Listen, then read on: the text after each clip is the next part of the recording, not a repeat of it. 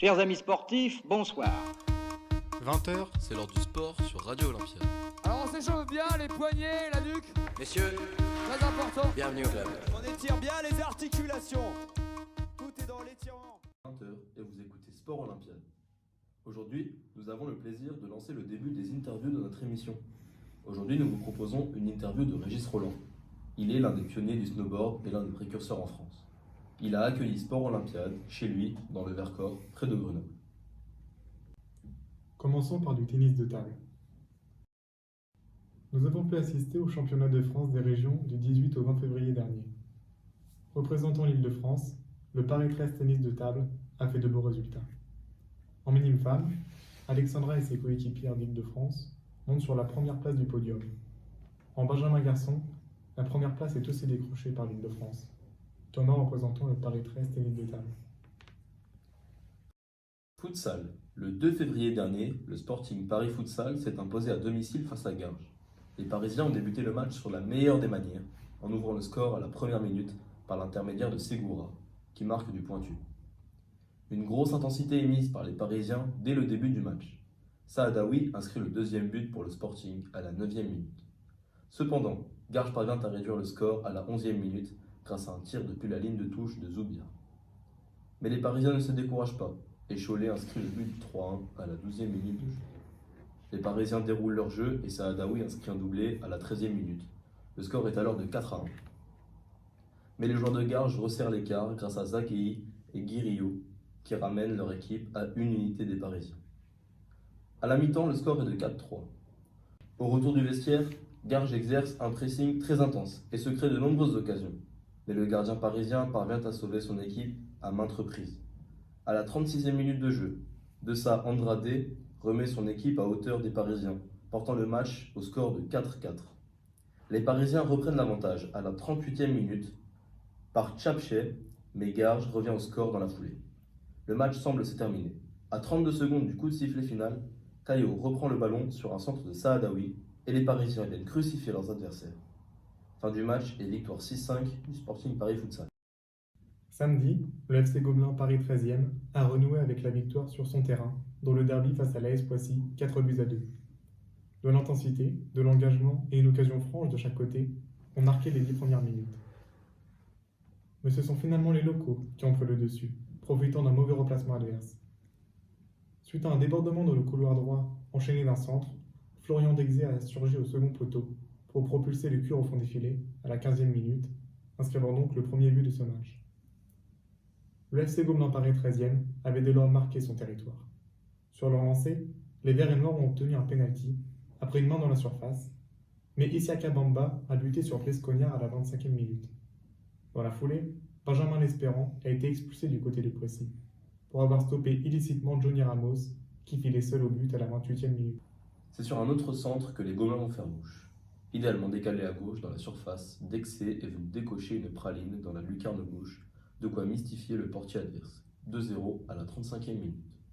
Et, avant la pause, sur une nouvelle contre-attaque, Bamba s'est montré à l'affût dans la surface pour convertir avec adresse un poteau de Ramos. 3-0 à la 45e minute. Au retour des vestiaires, les Parisiens ont repris le match avec l'envie de corser l'addition. Dans la surface, le capitaine Johnny Ramos a ajusté le gardien de but adverse pour s'offrir une 7e réalisation cette saison. 4-0 à la 55e minute de jeu. Les Verts et Noirs se sont procurés une multitude d'occasions en seconde mi-temps. Ils auraient pu aggraver le score, mais ont fait preuve de maladresse ou ont été stoppés par Brice Cognard. Et dans une fin de match un peu relâchée, Poissy est parvenu à réduire la marque sur 2 pénaltys de Radas à la 75e et Alceni à la 84e, portant le score à 4-2.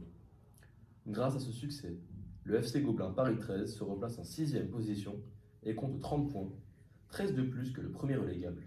Vous écoutez Sport Olympiade et voici comme promis l'interview du pionnier du snowboard, Régis Rolland. Donc Régis Rolland, bonjour. Merci bonjour. De nous accueillir ici à Corençon-Vercors. Donc vous êtes un des pionniers du snowboard, un des précurseurs en France. Alors comment avez-vous commencé le snowboard?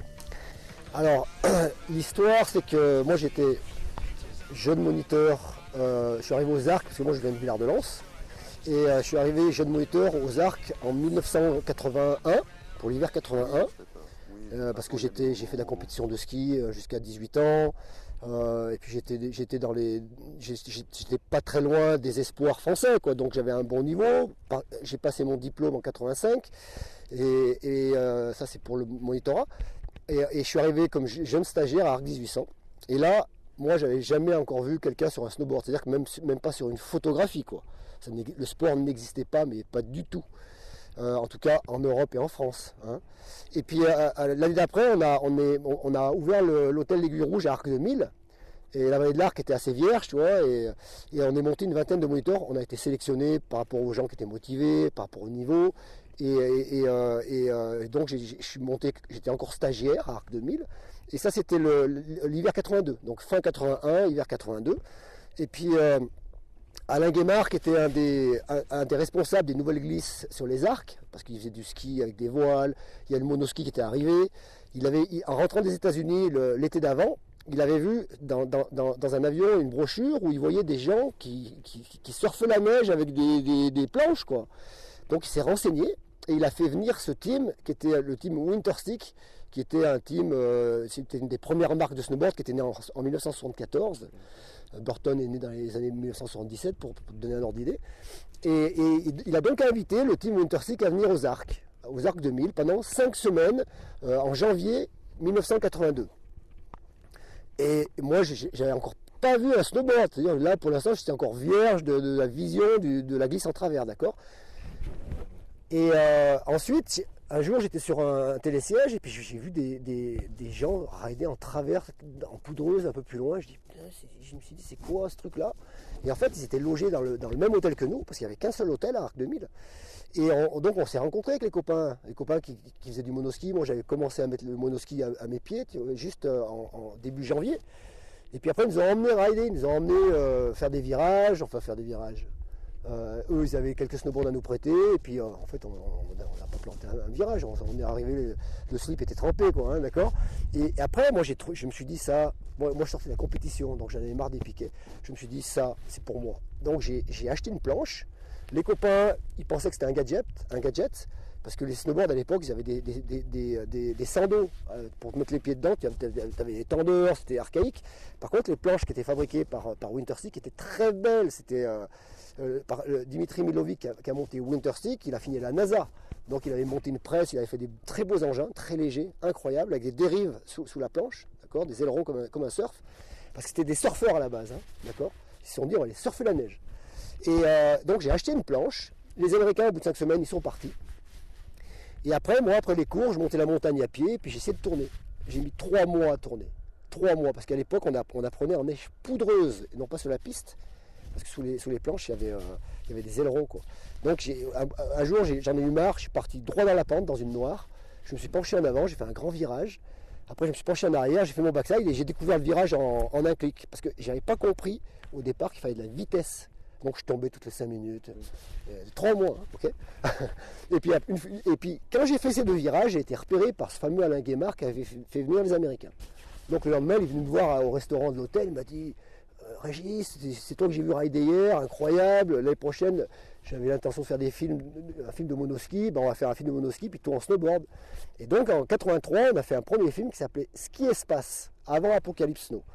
Et on a gagné le festival de New York. C'était un film sans scénario. Mais là, moi, je commençais à dompter l'engin parce qu'on faisait beaucoup d'hélicoptères. C'est-à-dire que moi, j'ai fait 6 films en 6 ans. J'ai fait de l'hélicoptère pendant 6 ans, tout le temps. Donc c'est comme ça que j'ai pu évoluer, progresser. Et la technique du ski m'a vraiment aidé. Le ski, c'est un peu comme le snowboard, à part que tu es en travers, hein, mais tu as les mêmes mouvements, hein, d'accord. Et au fil du temps, après, quand on a vu le succès du premier film, et moi, je commençais vraiment à bien rider, quoi. J'étais en devenir encore, hein, mais je partais déjà droit dans les couloirs, dans les grandes pentes, je prenais 100, 120 à l'heure.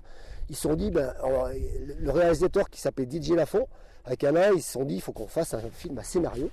Et Régis, ça va être le génie de la glisse, poursuivi par des méchants. Donc,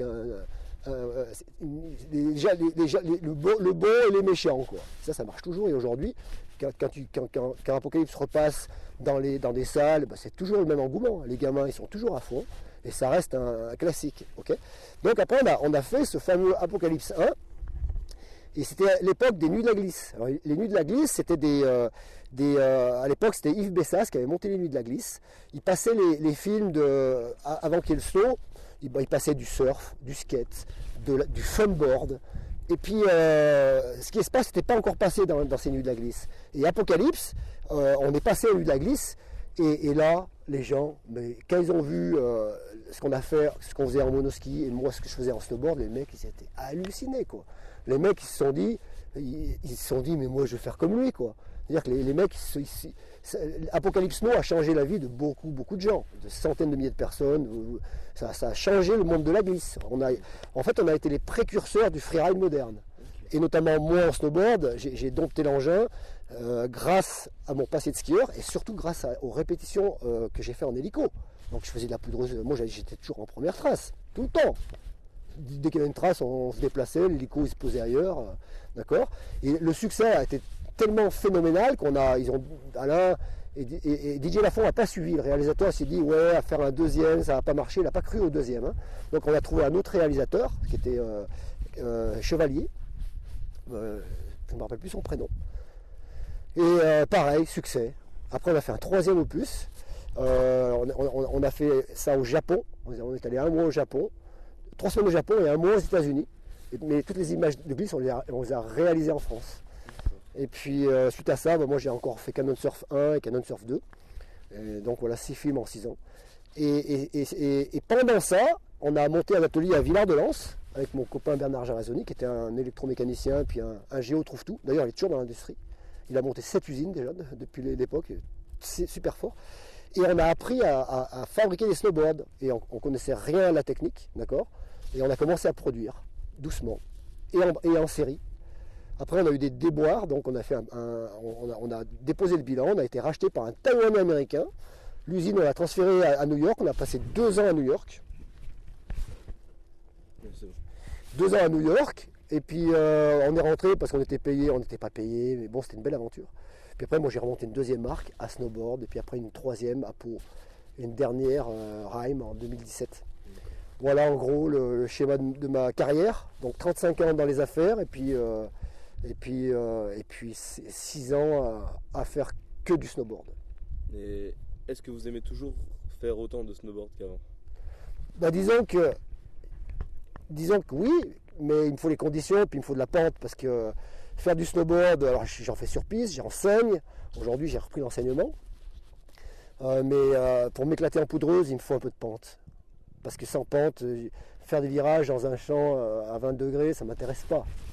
Parce que quand tu as un niveau, tu as de l'adrénaline, et si tu n'arrives pas à avoir un peu de pente, moi dès que je fais une courbe, si je la fais appuyer, je m'arrête sur une pente à 20 degrés, donc il me faut 35-40 degrés, et là j'envoie, et là ça reste fabuleux. L'année dernière j'ai été invité au Kamchatka pendant 2 semaines, donc Kamchatka c'est en face d'Alaska, et là on a fait 6 jours d'hélico, 50 000 mètres de dénivelé, et c'était tout en première trace, donc ça me rappelait Apocalypse Snow, quoi. Tu vois ce que je veux dire, là c'était parfait quoi. Mais après bien sûr je m'éclate toujours en snowboard, je préfère le snowboard au ski, parce qu'il y a 2 virages, c'est plus intéressant. J'ai toujours plaisir, mais je ne suis pas aussi assidu qu'avant à dire il y a la neige, je veux rider. J'ai tellement ridé dans ma vie que bon, si je ne veux pas rider le jour de poudreuse, j'en fais pas une maladie, quoi. Tu vois ce que je veux dire. Quel conseil est-ce que vous pouvez donner à des jeunes qui veulent se lancer dans le snowboard? À quel niveau? Débutant. L'idée c'est quand même de prendre des cours, parce qu'il y a quand même des techniques, il y a des positions.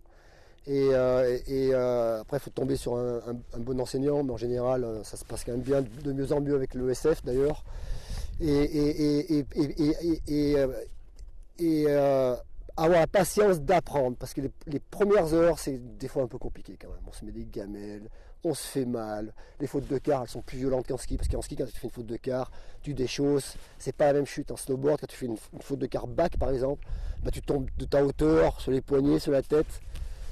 Ça fait mal. Donc l'idée c'est d'apprendre dans des neiges un peu souples, sur des neiges de printemps, sur des neiges après une chute de neige, éviter d'apprendre sur des neiges trop dures, et puis surtout être accompagné. Alors si possible en leçon particulière c'est toujours mieux, mais il y a des collectifs qui fonctionnent très bien.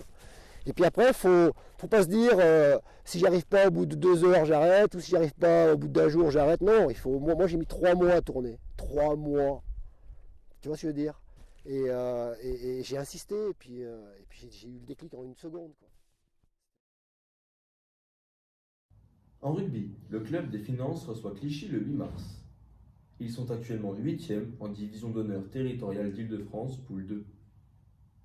Adrien, un peu de futsal ? Bien sûr. En futsal, le Sporting Paris Futsal reçoit l'ACCS Paris 92 le 8 mars prochain à 16h. Les Parisiens sont actuellement 3e de leur championnat. Tu pourrais nous parler de basket, s'il te plaît ? Évidemment. En basket, le Paris Basketball reçoit Blois le 7 mars. Quelque chose à dire de plus ? Oui, le FC Gobelin devra affronter le nouveau leader du championnat, Saint-Brieuchin, le 7 mars prochain. Actuellement à la 6e place du classement, le club du 13e arrondissement compte évidemment sur une victoire. L'émission est désormais terminée.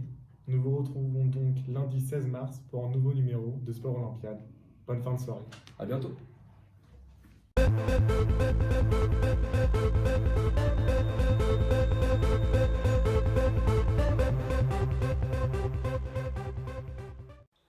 bon ? Bonsoir, c'est la suite de l'émission numéro 3 de Sport Olympiade. Nous sommes aujourd'hui à la salle de tennis de table du stade Georges Carpentier, où évoluent le Paris TT13, le TT+, et l'AS Vietnam. Le 28 février dernier, le Paris Basketball s'est imposé sur le fil face à Vichy-Clermont, 88 à 89, au Palais des Sports Pierre Coulon à Vichy.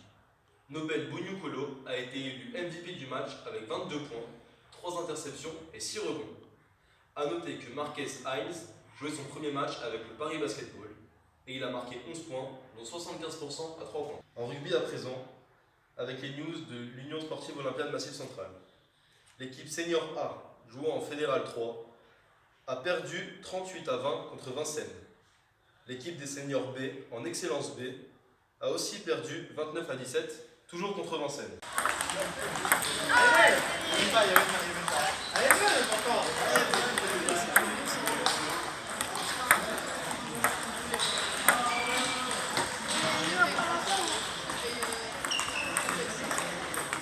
Après cet effort, nous venons vous annoncer les résultats de réseau Rémi.